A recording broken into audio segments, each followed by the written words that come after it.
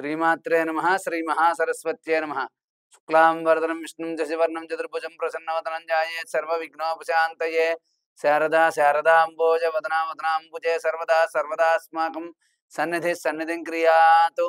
శ్రీమాత్రే నమః శ్రీ మహాసరస్వత్యే నమః. సోషల్ పోస్ట్ ఛానల్ ప్రేక్షకులకి నమస్కారం. శుభయోగం కార్యక్రమానికి స్వాగతం.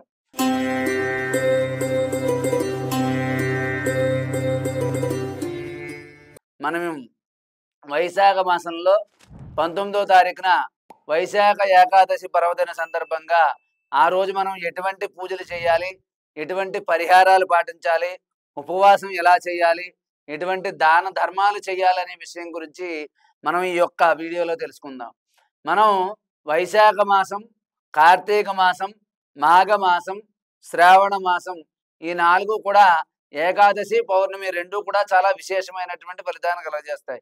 ఈ యొక్క ఏకాదశి మహావిష్ణువుకి ప్రీతికరమైనటువంటి తిథి కాబట్టి ఈ యొక్క ఏకాదశి నాడు రామాలయంలో కానీ, కృష్ణాలయంలో కానీ, విష్ణాలయంలో కానీ మనం తులసి పత్రితో అష్టోత్తర పూజ, సహస్రనామార్చన చేయించుకుని తులసి పత్రిని దండగా కట్టి రాముడు, కృష్ణుడు, విష్ణుమూర్తి మొదలగు దేవాలయాల్లో ఇవ్వడం వల్ల మనకు విశేషమైనటువంటి ఫలితాలు అనేవి కలుగుతాయి.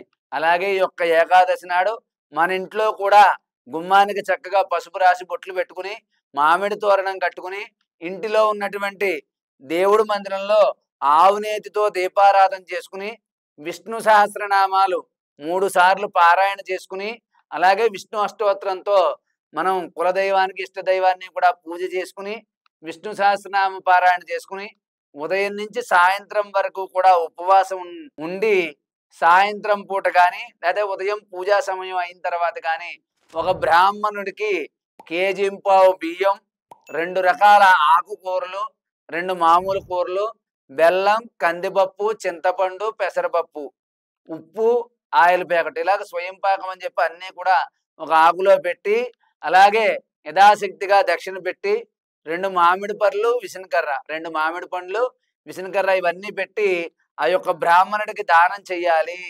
అలా చెయ్యడం వల్ల మహావిష్ణువు యొక్క అనుగ్రహం మనకి సంపూర్ణంగా లభిస్తుంది.